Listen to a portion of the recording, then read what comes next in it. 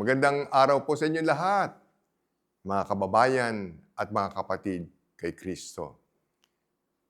Taon-taon po tayo inaanyayahan na bigyan ng pagkakataong pagnilayan ang pinakamahalagang pangyayari sa yugto ng kasaysayan ng Kristyanismo. Ano po yun? Ang kamatayan, ang pagpapakahirap, ang kamatayan, at muling pagkabuhay ni Kristo o sa salitang Paschal Mystery.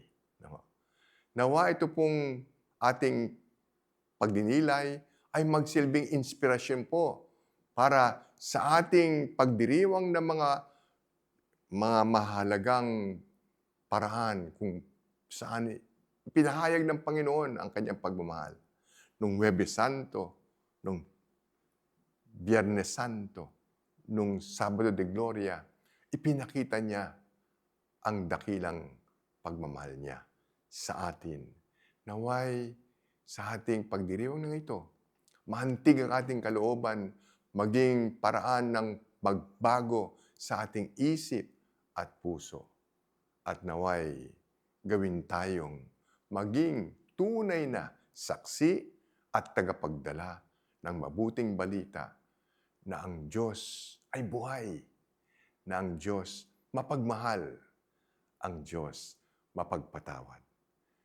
Sana po sa mga ating pangyayaring mga ito, sa ating pagdiriwang nito, ay magkaisa po tayo sa pagpapahayag ng ating pagmamahal sa Diyos, ng ating kagalakan na tayo'y nagsilbing mga alagad ni Kristo na handang maging tagapagdala ng mabuting balita.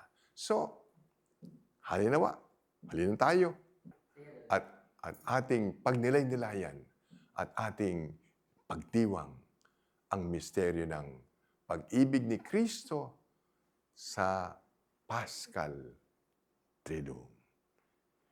God bless you po. And Happy Easter to all of you.